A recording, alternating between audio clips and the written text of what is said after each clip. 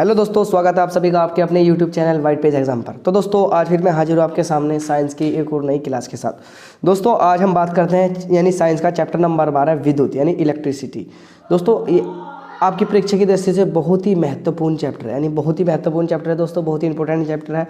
आपके पेपर में यानी 5 से 10 नंबर का इससे पूछा जाता है दोस्तों, 10 नंबर का इससे पूछा जाता है दोस्तों। आपकी परीक्षा की दृष्टि से बहुत ही ज़्यादा महत्वपूर्ण चैप्टर है दोस्तों। आज मैं इसके आपको सभी इंपॉर्टेंट क्वेश्चन कराऊंगा जो पिछले बैक ईयर्स यानी पिछले ईयर्स में यानी पूछे गए हैं, यानी जैसे 2022, 2021, 2020, 2019, 18, 17 इनमें जो इससे क्वेश्चन पूछे गए हैं दोस्तों, आज मैं वे सभी क्वेश्चन करवाऊंगा इसमें। तो दोस्तों वीडियो शुरू करने से पहले जो चैनल पर नए हो चैनल को जरूर सब्सक्राइब कर देना, इस वीडियो को अपने दोस्तों तक जरूर शेयर कर देना। तो दोस्तों शुरू करते हैं अपनी आज की वीडियो। तो दोस्तों यूपी बोर्ड क्लास 10 साइंस, यानी दोस्तों हम साइंस की बात करेंगे, साइंस की बात करते हैं दोस्तों। यानी दोस्तों यूपी बोर्ड में जो स्पेशल क्वेश्चन आते हैं, मोस्ट इंपॉर्टेंट क्वेश्चन दोस्तों, उनकी बात करूँ मैं। चैप्टर नंबर 12 है विद्युत, जिसे हम इंग्लिश में इलेक्ट्रिसिटी कहते हैं दोस्तों। इससे यानी बोर्ड परीक्षा की दृष्टि से बहुत ही महत्वपूर्ण चैप्टर है, क्योंकि दोस्तों इससे हर बार क्वेश्चन पूछा जाता है। मोस्ट इंपॉर्टेंट क्वेश्चन है 2023 बोर्ड परीक्षा के लिए, नहीं दोस्तों बहुत ही महत्वपूर्ण क्वेश्चन है 2023 बोर्ड परीक्षा के लिए। दोस्तों आप सभी जानते हैं कि हमारे चैनल पर कक्षा 10 और कक्षा 12 के बहुत ही महत्वपूर्ण क्वेश्चनों की सीरीज चल रही है, वो भी चैप्टर वाइज, यानी जैसे हर चैप्टर के जो most important question previous years paper में पूछे गए हैं दोस्तों, वही क्वेश्चन मैं आपको लेकर आ रहा हूँ चैप्टर वाइज। तो दोस्तों आई होप कि आपको ये सीरीज अच्छी लग रही होगी। तो दोस्तों अगर आप हमारी भी वीडियो देखना चाहते हो तो मैं उन सभी वीडियो का लिंक डिस्क्रिप्शन में दे दूंगा, आप वहाँ से जाकर भी देख सकते हैं। तो दोस्तों 2023 बोर्ड परीक्षा वाले स्टूडेंट जरूर देखें दोस्तों, जो छात्र 2023 में बोर्ड परीक्षा देंगे वो जरूर देखें, क्योंकि दोस्तों उनके लिए ही बहुत मोस्ट इंपॉर्टेंट है, क्योंकि उनके लिए ही मैं ये करा रहा हूँ, बहुत ही ज़्यादा इंपॉर्टेंट है दोस्तों। सबसे पहला है विद्युत, यानी विद्युत किसे कहते हैं दोस्तों। विद्युत किसी चालक में विद्युत आवेश के प्रवाह की दर को, यानी दोस्तों विद्युत धारा क्या कहती है, यानी विद्युत धारा का मतलब यानी बिजली, इलेक्ट्रिसिटी, यानी किसी चालक में विद्युत आवेश के प्रवाह की दर को विद्युत धारा कहते हैं। किसी चालक में, यानी दोस्तों किसी चालक में विद्युत आवेश, यानी अगर किसी में करंट दौड़ रहा है, आवेश के प्रवाह की दर को विद्युत धारा कहते हैं। चालक का मतलब दोस्तों चालक है यानी जैसे लकड़ी होगी, पानी हो गया, यानी जिसमें बिजली चल सके, जिसमें बिजली चल सके दोस्तों उसे चालक कहते हैं। और किसी चालक में विद्युत आवेश के प्रवाह की दर को, यानी दोस्तों विद्युत यानी जो विद्युत का उसमें जो प्रवाह होगा उसकी दर को ही विद्युत धारा कहते हैं। विद्युत धारा एक अदिश राशि है दोस्तों। अदिश राशि वे होती है जिन्हें दिशा की जरूरत नहीं होती, यानी दोस्तों धारा ऐसी है कि धारा को दिशा की जरूरत नहीं होती, धारा किसी भी दिशा में चल सकती है दोस्तों। अदिश राशि है, इसका मात्रक एम्पियर होता है दोस्तों। ध्यान रखना, एक नंबर का क्वेश्चन पूछा जाता है कि विद्युत धारा का मात्रक क्या होता है, तो दोस्तों विद्युत धारा का मात्रक होता है एम्पियर। यानी विद्युत धारा एक अदिश राशि है, इसका मात्रक एम्पियर होता है, यानी I बराबर Q अपॉन में T, जहां I एम्पियर, यानी I का मतलब एम्पियर है, Q का मतलब आवेश है और T का मतलब समय है। T का मतलब समय है, Q का मतलब आवेश है। तो दोस्तों विद्युत धारा एक अदिश राशि है, इसका मात्रक एम्पियर होता है, I बराबर Q अपॉन में T, जहाँ I एम्पियर है, Q आवेश है और T विद्युत धारा है दोस्तों। अब चलते हैं अगले क्वेश्चन पर। अगला क्वेश्चन है कि एमीटर किसे कहते हैं दोस्तों। विद्युत परिपथ में विद्युत धारा मापने के लिए, ये दोस्तों किसमें, विद्युत परिपथ में विद्युत धारा मापने के लिए जिस यंत्र का प्रयोग करते हैं उसे एमीटर कहते हैं। यानी दोस्तों हमें कैसा पता चलेगा कि किसी, यानी इस करंट में या इसमें इस छड़ में या इस लोहे की छड़ में यानी विद्युत धारा बह रही है, तो दोस्तों हमें उस चीज़ को जो नापने के लिए जिस यंत्र का प्रयोग किया जाता है उसे एमीटर कहते हैं। कह रहे हैं ना, विद्युत परिपथ में विद्युत धारा मापन के लिए जिस यंत्र का उपयोग करते हैं उसे एमीटर कहते हैं। यानी विद्युत परिपथ में विद्युत धारा मापने के लिए जिस यंत्र का उपयोग करते हैं उसे एमीटर कहते हैं। यानी विद्युत धारा मापने के लिए जिस यंत्र का प्रयोग करते हैं उसे एमीटर कहते हैं। एमीटर कम प्रतिरोध का यंत्र होता है जिसे सदैव परिपथ में श्रेणी क्रम में लगाते हैं। यानी दोस्तों जो एमीटर है ना, यह कम प्रतिरोध मापता है, इसे सदैव किसमें, परिपथ के श्रेणी क्रम में लगाते हैं, यानी परिपथ के श्रेणी क्रम में लगाते हैं, क्योंकि दोस्तों ये कम विद्युत न मापता है। अगला है विद्युत क्षेत्र किसे कहते हैं दोस्तों। विद्युत क्षेत्र की बात करते हैं दोस्तों, यानी किसी विद्युत आवेश के परित वह क्षेत्र जिसमें आवेश के प्रभाव को अध्ययन किया जा सकता है विद्युत क्षेत्र कहलाता है, विद्युत क्षेत्र कहलाता है। यानी दोस्तों विद्युत धारा क्या होती थी, मैं अभी पहले विद्युत धारा बता दूं। यानी किसी चालक में विद्युत आवेश की प्रवाह की दर को विद्युत धारा कहते हैं। ये कह रहा है कि किसी विद्युत आवेश के पारित वह क्षेत्र जिसमें उस आवेश के प्रभाव का अध्ययन किया जाता है विद्युत क्षेत्र कहलाता है। यानी दोस्तों जहाँ भी हमें करंट का यानी हमें जहाँ भी करंट का आभास हो, यानी अगर आप तार को पकड़ते हो तो दोस्तों अगर लाइट आ रही है तो दोस्तों उसमें करंट आता है तो वह विद्युत क्षेत्र कहलाता है। यानी उससे यानी करंट दौड़ रहा है, यानी जिसमें हमें विद्युत का यानी जिसमें हमें करंट का अभाव होता है वही विद्युत क्षेत्र कहलाता है। कह रहा है ना, किसी विद्युत आवेश के पारित वह क्षेत्र जिसमें उस आवेश के प्रभाव का अध्ययन किया जाता है विद्युत क्षेत्र कहलाता है। क्या? विद्युत क्षेत्र कहलाता है। अब दोस्तों बात करते हैं वोल्ट मीटर। वोल्ट मीटर किसे कहते हैं? वोल्ट मीटर एक ऐसा यंत्र है जिससे किसी चालक के दो सिरों के बीच उत्पन्न विभवांतर को मापा जाता है। उसे उच्च प्रतिरोध का यंत्र है। इसे सदैव चालक के समांतर क्रम में जोड़ा जाता है। समांतर क्रम में जोड़ा जाता है। यानी दोस्तों वोल्ट मीटर एक ऐसा यंत्र है जिसे किसी चालक के दो सिरों के बीच उत्पन्न विभवांतर मापा जाता है। दोस्तों अगर एमीटर से बात करें तो दोस्तों एमीटर से भी दिखाया था कि एमीटर से क्या मापते हैं। दोस्तों एमीटर से विद्युत धारा मापने के लिए जिस यंत्र का प्रयोग करते हैं, एमीटर का मतलब दोस्तों ध्यान रखना, एमीटर का मतलब जिससे विद्युत धारा माप रहे हैं, और वोल्ट मीटर का मतलब यानी जिससे विभवांतर मापते हैं। वोल्ट मीटर एक ऐसा यंत्र है जिससे किसी चालक के दो सिरों के बीच उत्पन्न विभवांतर को मापा जाता है। उसे यह उच्च प्रतिरोध का यंत्र है जिसे इसे सदैव चालक के समांतर क्रम में जोड़ा जाता है। यानी चालक के समांतर क्रम में जोड़ा जाता है। चालक के समांतर क्रम में जोड़ा जाता है। तो दोस्तों ध्यान रखना कि यह एक उच्च प्रतिरोध का यंत्र है, इसे सदैव चालक के समांतर क्रम में जोड़ा जाता है। और दोस्तों जो हमें ना एमीटर किसके, एमीटर परिपथ के श्रेणी क्रम में, यानी एमीटर ध्यान रखना क्वेश्चन एक यानी एक नंबर का क्वेश्चन पूछ लिया जाता है कि बहुविकल्पी क्वेश्चन पूछ लिया जाता है कि एमीटर किस में जुड़ता है, समांतर क्रम में, श्रेणी क्रम में, समांतर अथवा श्रेणी क्रम में, या इनमें से किसी में नहीं। तो दोस्तों एमीटर जुड़ेगा श्रेणी क्रम में, और दोस्तों जो वोल्ट मीटर होगा वो किस में जुड़ेगा, वो समांतर क्रम में जोड़ा जाता है। वोल्ट मीटर समांतर क्रम में जोड़ा जाता है। तो दोस्तों चलते हैं अगले पेज पर। दोस्तों अब आया हमारा ओम का नियम। दोस्तों यह ओम का नियम इतना इंपॉर्टेंट है, यानी अगर दोस्तों इस चैप्टर से क्वेश्चन पूछा जाता है तो दोस्तों यह क्वेश्चन यानी यह वाला क्वेश्चन उसमें जरूर रखा जाता है। तो यदि किसी चालक की, ओम का नियम पढ़ेंगे, यानी यदि किसी चालक की भौतिक अवस्था, यानी किसी चालक की भौतिक अवस्थाएं जैसे चालक के पदार्थ का ताप आदि अपरिवर्तित रहे, यानी भौतिक अवस्थाएं जैसे चालक के पदार्थ का ताप आदि अपरिवर्तित रहे, तो चालक में बहने वाली धारा चालक के सिरों के बीच विभवांतर के अनुक्रमानुपाती होती है। यानी दोस्तों यदि किसी चालक की भौतिक अवस्थाएं जैसे ताप, दाब, चालक के पदार्थ का ताप आदि अपरिवर्तित रहे, यानी जो उसका ताप है बदले ना, यानी किसी चालक की भौतिक अवस्थाएं जैसे चालक के पदार्थ का ताप, यानी ताप, अगर किसी चीज़ में हम करंट दौड़ाते हैं तो दोस्तों उसका तापमान बढ़ जाता है।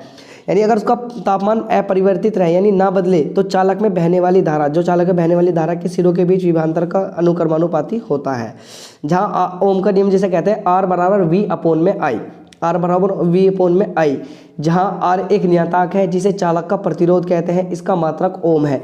तो ध्यान रखना कि ओम के नियम का यानी ओम के नियम का प्रतिरोध क्या है, यानी ओम के नियम का जो मात्रक क्या है उसे ओम ही कहते हैं। ओम के नियम का ओम मात्रक क्या है, इसे ओम ही कहते हैं। अब दोस्तों हम चलते हैं अगले पे, यानी प्रतिरोधों का श्रेणी क्रम। दोस्तों बहुत ही ज़्यादा इंपॉर्टेंट, यानी प्रतिरोधों का संयोजन। अब हम श्रेणी क्रम और समांतर क्रम दोनों पढ़ेंगे। दोस्तों श्रेणी क्रम किसे कहते हैं, जब भी श्रेणी में लगेगा, यदि प्रतिरोध R1, R2, R3 श्रेणी में जोड़े जाए तो उसका तुल्य प्रतिरोध R1, R2, R बराबर R1, R2 और R3 होगा। यानी दोस्तों श्रेणी कैसे होती है, यानी दोस्तों श्रेणी ऐसी तो होती है जो सीधी चलती रहती है, 1 2 3। यानी दोस्तों अगर हमने R को R बराबर R1 plus R2 plus R3 रखा तो दोस्तों ये कौन से क्रम हो गया, ये हो गया दोस्तों श्रेणी क्रम। जब प्रतिरोध को श्रेणी का मतलब दोस्तों एक तरह से लाइन में जोड़ा जाए, जैसे ट्रेन देखी ना, ट्रेन दोस्तों, ट्रेन के पीछे एक डिब्बा ऐसे डिब्बे होते हैं। तो दोस्तों उसी तरह से जब प्रतिरोधों को R1, R2, R3 श्रेणी क्रम में जोड़ा जाए तो इसका तुल्य प्रतिरोध होगा R बराबर R1 plus R2 plus R3 होगा। अब दोस्तों हम देखते हैं समांतर क्रम किसे कहते हैं। दोस्तों श्रेणी क्रम हो गया, अब समांतर क्रम। यदि प्रतिरोधों को R1, R2 व R3 को समांतर क्रम में जोड़ा जाए तो उनका तुल्य प्रतिरोध 1/R1 यानी 1/R 1/R1 plus 1/R2 plus 1/R3। यानी दोस्तों अगर प्रतिरोधों को हम समांतर क्रम में जोड़ते हैं, समांतर का मतलब दोस्तों 1/R बराबर 1/R1 plus 1/R2 plus 1/R3। तो दोस्तों ये कौन सा क्रम है, ये है समांतर क्रम। जब बटे में आ जाएगा उस दोस्तों समांतर क्रम है, और दोस्तों जब श्रेणी यानी एक दूसरे से जुड़े होंगे तो कौन सा होगा, श्रेणी क्रम। दोस्तों अगर हम इनके ऊपर से एक का हटा दें तो दोस्तों ये कौन सा क्रम है, ये हो गया श्रेणी क्रम। और दोस्तों अगर हम इनके ऊपर 1 का लगा देंगे तो कौन सा, समांतर क्रम हो गया। इसका आप ध्यान रखना, अगर इनके ऊपर 1 का है तो श्रेणी समांतर क्रम है दोस्तों, अगर 1 का नहीं है तो श्रेणी क्रम है। अब दोस्तों अब चलता हूँ मैं अगले पे, नहीं अगले उस पर बताता हूँ कि विद्युत ऊर्जा किसे कहते हैं। किसी चालक में विद्युत आवेश प्रवाहित करने में जो ऊर्जा व्यय होती है उसे विद्युत ऊर्जा कहते हैं। इसे W से प्रदर्शित करते हैं। इसका मात्रक जूल है। जूल है नहीं दोस्तों, समझिए। नहीं, किसी चालक में विद्युत आवेश प्रवाहित करने में, यानी अगर आप किसी चालक में, यानी मान लीजिए ये लोहे की छड़ है, अगर आप इसमें विद्युत धारा यानी विद्युत आवेश यानी आप इसमें करंट दौड़ा रहे हैं, तो जो करंट दौड़ाने में जो ऊर्जा व्यय होती है, करंट दौड़ाने में जो ऊर्जा व्यय होती है उसे विद्युत ऊर्जा कहते हैं। यानी किसी चालक में विद्युत आवेश प्रवाहित करने में, यानी अगर किसी चालक में विद्युत आवेश प्रवाहित करने में जो ऊर्जा व्यय यानी जो ऊर्जा व्यय होती है उसे विद्युत ऊर्जा कहते हैं। इसे W से प्रदर्शित करते हैं। इसका मात्रक जूल होता है। यानी इसे W से, यानी जो विद्युत ऊर्जा है उसे किससे, उसे W से प्रदर्शित करते हैं। यानी W बराबर V/Q, जहाँ W विद्युत ऊर्जा है, V विभवांतर है और Q आवेश है। Q आवेश है, Q आवेश है, Q आवेश है। तो दोस्तों ध्यान रखना, किसी चालक में विद्युत आवेश प्रवाह की दर को, किसी आवेश प्रवाह करने में जो ऊर्जा व्यय होती है, यानी अगर हम किसी चालक में ऊर्जा दे रहे हैं, अगर हम किसी चीज़ में करंट दौड़ा रहे हैं, तो उसमें जितनी भी ऊर्जा व्यय होगी उसे विद्युत ऊर्जा कहते हैं। इसे W से प्रदर्शित करते हैं। इसका मात्रक जूल है। यानी मैंने आपको बता दिया कि विद्युत धारा का मात्रक एम्पियर, विद्युत धारा का मात्रक एम्पियर है दोस्तों। और ये विद्युत ऊर्जा का मात्रक जूल है, और ओम का मात्रक, यानी ओम के नियम का मात्रक ओम ही है। तो दोस्तों ये आप सभी ध्यान रखना कि इनके मात्रक क्या क्या है। तो दोस्तों अब चलते हैं हम अगले पेज पर। दोस्तों अब देखते हैं अशुद्ध शक्ति किसका मात्रक है। दोस्तों अशुद्ध शक्ति जो होता है वो किसका मात्रक है, तो अशुद्ध शक्ति सामर्थ्य का मात्रक है। अशुद्ध शक्ति किसका, सामर्थ्य का मात्रक है। अशुद्ध शक्ति सामर्थ्य का मात्रक है। अशुद्ध शक्ति सामर्थ्य का मात्रक है। तो दोस्तों ध्यान रखना, अशुद्ध शक्ति किसका मात्रक है, अशुद्ध शक्ति सामर्थ्य का मात्रक होता है। अशुद्ध शक्ति किसका, सामर्थ्य का मात्रक होता है। विद्युत सामर्थ्य शक्ति से क्या तात्पर्य, यानी विद्युत सामर्थ्य शक्ति से क्या तात्पर्य है, यानी किसी विद्युत परिपथ में विद्युत ऊर्जा के व्यय होने पर समय दर को विद्युत सामर्थ्य अथवा विद्युत शक्ति कहते हैं। इसे P से प्रदर्शित करते हैं तथा इसका मात्रक वाट है। यानी विद्युत शक्ति का, यानी शक्ति का मात्रक क्या है, इसका मात्रक वाट है। यानी किसी विद्युत परिपथ में विद्युत ऊर्जा के व्यय होने पर, यानी किसी विद्युत परिपथ में विद्युत ऊर्जा के व्यय होने पर समय दर को, जो समय दर को विद्युत सामर्थ्य अथवा विद्युत शक्ति कहते हैं। इसे P से प्रदर्शित करते हैं तथा इसका मात्रक वाट है। इसका मात्रक वाट है। यानी किसी परिपथ में यानी किसी विद्युत परिपथ में, यानी जो किसी जिसमें बिजली दौड़ रही है उसमें विद्युत ऊर्जा व्यय होने में, उसमें विद्युत ऊर्जा व्यय होने पर समय दर को विद्युत सामर्थ्य कहते हैं। यानी जो उसमें ऊर्जा व्यय हो रही है उसकी समय दर को क्या, विद्युत सामर्थ्य कहते हैं। इसे P से प्रदर्शित करते हैं और इसका मात्रक वाट है। अब विद्युत परिपथ का क्या अर्थ है दोस्तों, विद्युत परिपथ का क्या अर्थ है हमने पढ़ लिया कि अब हम जानेंगे कि विद्युत परिपथ का क्या अर्थ है। किसी विद्युत के सतत तथा बंद पथ को विद्युत परिपथ कहते हैं। यानी किसी विद्युत के सतत तथा बंद पथ को विद्युत परिपथ कहते हैं। किसी विद्युत के सतत तथा बंद पथ को विद्युत परिपथ कहते हैं। किसी विद्युत के सतत तथा बंद परिपथ को परिपथ कहते हैं। अब दोस्तों मैं इसमें आपके लिए एक न्यूमेरिकल लिखा हूँ, यानी न्यूमेरिकल आपको कैसे सोल्व करना है। दो प्रतिरोधों के मान क्रम से 6 व 3 ओम है। इनका संयोजन, इससे बनने वाले अधिकतम व न्यूनतम प्रतिरोधों की गणना करो। तो दोस्तों ध्यान रखना, इनके यानी 6 ओम व 3 ओम है। दो प्रतिरोधों का मान क्रम से 6 और 3 ओम है। तो इनके संयोजन यानी इन्हें जोड़ने से जो बनने वाला मान अधिकतम, यानी बनने वाले अधिकतम व न्यूनतम मानों की गणना कीजिए। तो दोस्तों अगर हमें अधिकतम ज्ञात करना, तो ध्यान रखना दोस्तों, अगर हमें अधिकतम ज्ञात करना, तो दोस्तों अधिकतम ज्ञात करने के लिए हमें प्रतिरोधों को कौन सी श्रेणी क्रम में जोड़ना पड़ेगा, अधिकतम को श्रेणी क्रम में जोड़ेंगे। क्योंकि अगर दोस्तों अगर हम समांतर में जोड़ेंगे तो दोस्तों समांतर में तो 1/r होता है, नहीं जितना ऊपर होगा उससे यानी नीचे से कट जाएगा। तो दोस्तों उन्हें ऐसे नहीं जोड़ सकते। यानी अधिकतम प्रतिरोध के लिए दोनों प्रतिरोधों को श्रेणी क्रम में, यानी दोस्तों जब भी अधिकतम कहेगा तो हमें उन्हें श्रेणी क्रम में जोड़ना है। उस श्रेणी क्रम में R बराबर आप सभी जानते हैं R1 + R2 + R3 इसका फॉर्मूला होता है। तो दोस्तों हमने R1 R2 जगह R1 की जगह दोस्तों 6 रखा, ये 6 है, और R2 की जगह दोस्तों 3 रखा। तो 6 और 3 कितना हो गया दोस्तों 9 ओम हो गया। अगर हम अधिकतम की बात करते हैं तो दोस्तों 9 ओम हो जाता है, यानी अधिकतम की बात करते हैं तो 9 ओम हो जाता है। यानी दो प्रतिरोधों का मान क्रम से 6 व 3 ओम है। इसका संयोजन से बनने वाले अधिकतम व न्यूनतम प्रतिरोधों की गणना कीजिए। तो दोस्तों श्रेणी क्रम में अगर हम इन्हें श्रेणी क्रम में अगर हमें अधिकतम मान ज्ञात करना तो इन्हें हमें श्रेणी क्रम में जोड़ना होगा, जिसका फॉर्मूला होता है R1 + R2 + R3, यानी टोटल होगा 6 और 3 9 ओम हो जाएगा। अब दोस्तों अगर हमें इनका न्यूनतम प्रतिरोध ज्ञात करना, फिर हमें क्या करना पड़ेगा दोस्तों, न्यूनतम प्रतिरोध के लिए दोनों प्रतिरोधों को समांतर क्रम में जोड़ना होगा। यानी अगर हमें न्यूनतम प्रतिरोध के लिए दोनों प्रतिरोधों को समांतर क्रम में जोड़ना होगा। अगर हमें इनका न्यूनतम प्रतिरोध ज्ञात करना तो दोनों को समांतर क्रम में जोड़ना होगा। और समांतर क्रम में जो फॉर्मूला होगा 1/R1 1/R बराबर 1/R1 + 1/R2 + 1/R3 होगा। 1/R बराबर 1/R1 + 1/R2 + 1/R3 होगा। नहीं दोस्तों अगर हमें न्यूनतम प्रतिरोध ज्ञात करना तो हमें उन्हें समांतर क्रम में जोड़ना होगा। और दोस्तों अगर हमें अधिकतम प्रतिरोध ज्ञात करना तो उन्हें श्रेणी क्रम में लगाना होगा। तो दोस्तों 1/R1 करके, यानी 1/R1 की जगह जैसे हमने यहाँ 6 रखा था इसलिए 1/6 करके 6 रख दिया। दोस्तों जैसे इसका 3 रखा था तो 1/6 करके 3 रख दिया। और दोस्तों अब हम इन दोनों का हमें क्या लेना पड़ेगा, एलसीएम लेना पड़ेगा। तो दोस्तों आपने एलसीएम सीख रखा होगा, मैं आपको यहाँ इतने से दिखा दूँ। नहीं 6 का और 3 का जब दोस्तों एलसीएम निकालेंगे, पहले 2 से काटेंगे, 2 से 3 आ गया, 3 का 3, 3 से कट्टा 1 आ गया। तो दोस्तों 3 दूनी 6, तो दोस्तों दोनों का हो गया 6। अब हमें 6 का पढ़ा, यानी 6 को कै बार पढ़ा जाए कि जो 6 एकम 6, तो दोस्तों 1 आ गया। 3 दूनी 6, तो दोस्तों 2 आ गया।